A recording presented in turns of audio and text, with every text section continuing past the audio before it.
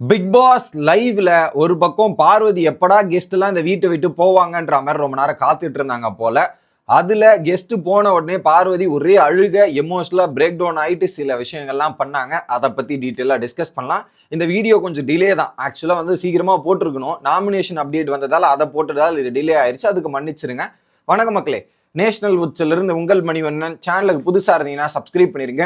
Video பார்க்குற அனைவருமே லைக்கை போட்டுருங்க. சரி, நீங்கள் போடுற லைக் மூலியமா வீடியோ பல பேருக்கு போய் ஷேர் ஆகும், ரீச் ஆகும். அது எனக்கும் ரொம்ப ஹெல்ப்ஃபுல்லாகவும். மறந்துடாதீங்க. இப்போ கண்டென்ட்டுக்குள்ளே போயிடலாம்.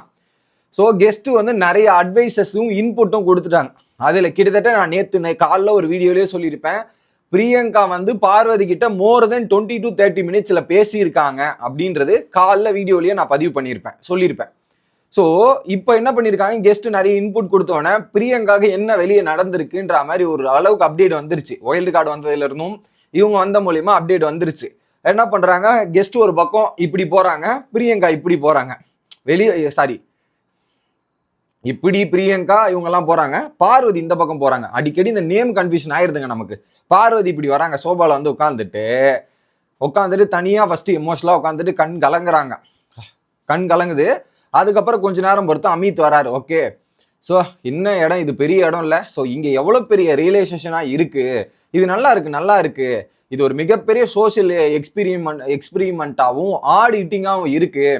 ஸோ வேற மாதிரி எனக்கு ஒரு எல்லாமே ஒரு மாதிரி இருக்குன்ற மாதிரி கண் கலங்குது. ஒரு பக்கம் அழுகுறாங்க.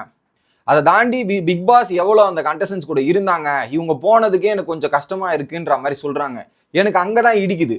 என்னன்னா, இவங்க போனதுக்கு கஷ்டமா இருக்குது அப்படின்றதுக்கு அழுதாங்களா, இல்ல கடைசியில ஒரு டைலாக் சொல்லிட்டு இருப்பாங்க, நீ கடைசி டைலாக்னு சொல்லியிருந்தேன்னா கூட நான் அக்செப்ட் பண்ணியிருப்பேன். பட் இவங்க போனதுக்கு எனக்கு ஃபீல் ஆச்சுன்னாங்களே, அதை என்னால் அக்செப்ட் பண்ண முடியல மேபி. பட் ரெண்டாவதா வந்து பாத்தீங்கன்னா, அந்த கமருதீனோட இஷ்யூக்காக தான் அவங்க அழுதாங்கன்னு நான் பாக்குறேன். அந்த ஒரு இஷ்யூ பெரிய டேமேஜ் ஆயிருக்குன்றதுக்காக தான் அவங்க அழுதுருக்காங்கன்றது வேணா நான் எடுத்துக்கிறேன். அதுக்கு முன்னாடி இந்த டைலாக் என்னால் அக்செப்ட் பண்ண முடியல. இது என்னோட வியூ. ஓகே, அப்புறம் என்ன சொல்றாங்க, அதுலயும் பிக் பாஸ் வந்து அவங்களுக்கு ஹக் பண்ணதா இருக்கட்டும், அந்த பாண்ட் கிரியேஷனா இருக்கட்டும், செம மேஜிக்கலா இருக்கு, ரொம்ப ரொம்ப எனக்கு பிடிச்சிருந்தது. அவங்க எந்த அளவுக்கு இருந்திருப்பாங்க பிக் பாஸ் இந்த அளவுக்கு கொடுக்கறதுக்கு அப்படின்னு தான். ஸோ இந்த வீட்லயும் பல பேர் இருக்காங்க, எஃப்ஜே, டியூடு, அண்ணன்லாம் கூப்பிடுறாங்க. பட் அது வந்து ஒரு ரிலேஷன்ஷிப் வரணும். உங்களுக்கும் பிக் பாஸ்க்கும் ஒரு கனெக்ஷன் வந்தா அவரே அதை அனுபவிப்பார். ஸோ நீங்க எங்கடா கனெக்ஷன் கொடுக்குறீங்க, அவரை காண்டேத்தி இந்த சீசன் நான் ஏன்டா வந்தோன்ற மாதிரி அவருக்கு மென்டல் ப்ரெஷர் தான்டா கொடுத்துட்டு இருக்கீங்க நீங்க இந்த சீசன்ல. ஸோ அந்த பாண்ட் கிரியேட் ஆகணும்னா அதுக்கேற்ற மாதிரி நீங்க ஒரு சில விஷயங்கள்லாம் பண்ணணும், அவரை இம்ப்ரெஸ் பண்ணணும். இம்ப்ரெஸ் பண்ணாதான் அந்த பாண்ட் கிரியேட் ஆகும் அப்படின்றதையும் பேசிட்டு இருந்தாங்க. அதை தாண்டி அமித் சொல்றாரு, இப்படி ஃபீல் பண்ணிருக்காங்க. அமித் போய் ஆறுதல் படுத்தும் போது, டிஸ்ட்ராக்ஷன்லாம் இங்க இல்ல, அதனால தான் இப்படி இருக்கும், ஃபீல் பண்ணாத அப்படின்னும் போது, இல்ல என்னமோ ஆகுது, நான் வந்து வேற ஒன்னு நினைச்சிட்டு வந்தேன், இங்க வேற வெர்ஷன்ஸ் நான் பண்றேன், என்னோட பெஸ்ட் அதுக்கப்புறம் நான் கொடுக்குறேன், எல்லாத்தையும் நான் ஓன் பண்ணிக்கிறேன், இங்க நடக்கிறது எல்லாமே நான் தான், எல்லாத்தையும் ஓன் பண்ணிட்டு பிக்கிங் மை பேட்டில் வைஸ்லி, எல்லாத்தையும் கரெக்டா தேர்ந்தெடுத்து பண்ண போறேன். இதுக்கப்புறம் இந்த ஒரு வாரம் நான் இருந்த பீஸ்ஃபுல்லான மைண்டை இதெல்லாம் பண்ணிக்கணும், அதெல்லாம் எடுத்துக்கணும் அப்படின்றதையும் சொல்லிட்டு அடுத்துதான் மெயின் டாபிக்கே வராங்க. வெளியே நிறைய கோவப்படுவேன், மறந்துட்டு அந்த கோவத்துல வந்து பட்டு நிறைய வார்த்தைகள் விசிறுவேன், இதெல்லாம் பண்ணிடுவேன். ஸோ ஒன்று கோவப்பட்டு 2 நாள் கருத்து அவங்க கிட்ட வந்து பேசிடுவேன். ரொம்ப ஓவரா பேசிட்டான்னா பிளாக் லிஸ்ட்ல போட்டுருவேன். இந்த மாதிரி நடக்கும். அதனாலதான் நான் கோவத்துல வந்து இப்படி சொல்லிட்டேன். எப்படி கோவத்துல கமருதீன் மேல இருந்த கோவத்தை எடுத்துட்டு போய் டைரக்டா திவாகர் கிட்ட போய் நான் சொல்லிட்டேன். அது வந்து ரொம்ப தப்பு, அக்யூஸ் பண்ணது தப்பு, என்னோட பண்றது பெரிய என்ன பண்றதுனே தெரியாம பண்ணிட்டேன். எங்க அம்மா வீட்டுல அடிக்கடி சொல்லுவாங்க, கோவத்துல நீ பண்றேன்னு. அப்ப எனக்கு தெரியாது, அதுக்கப்புறம் பார்க்கும்போது தான் இவ்வளவு பெரிய தப்பு பண்ணிட்டுமேன்னு எனக்கு புரியும். ஸோ ஐ ஓன் மை, எல்லா விஷயத்தையும் நான் ஓன் பண்ணிக்கிறேன். ஸோ என்னால அவன் வெளியே போயிடக்கூடாது, என்னால இந்த வார கமருதீன் வீட்டை விட்டு வெளியே போயிடக்கூடாது, இந்த வீக் அவன் போக வேண்டாம் எனக்கு அப்படின்ற மாதிரி சொல்றாங்க. ஓகே, ஆக்சுவலா வீட்டுல அந்த கெஸ்ட் வந்து சொன்ன ரீசன்ஸ் வந்து பார்வதிக்கு ஹெவியா ஹர்ட் ஆயிடுச்சு, ஹிட் ஆயிடுச்சு. ஏன்னா அது ஒரு ப்ரோமோலயே ரிலீஸ் ஆயிடுச்சு. எபிசோட்ல ப்ரோமோல போட்ட அளவு கூட எபிசோட்ல காட்டல, லைவ்லயும் நம்ம காட்டல.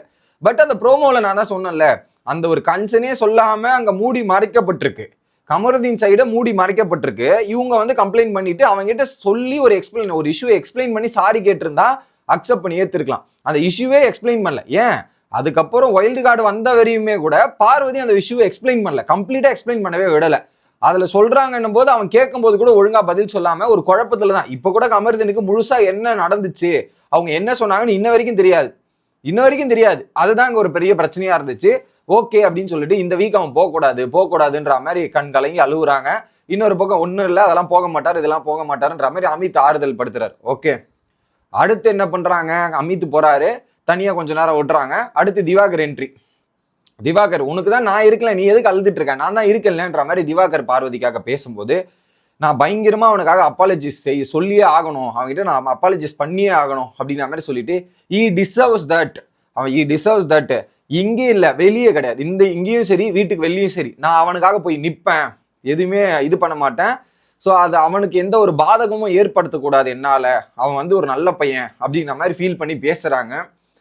ஓகே அப்படின்றது தான் தோணுச்சு. எனக்கு என்ன தப்பு பண்ணிட்டீங்க, அந்த தப்பை ரியலைஸ் பண்ணிட்டீங்களா, உண்மையாக ரியலைஸ் பண்ணிட்டீங்கன்னா அது போதும். அந்த தப்பை ரியலைஸ் பண்ணாமல் இதில் ஏதாவது சீன் கிரியேட் பண்ணால் அது உங்களுக்கு நல்லது கிடையாது.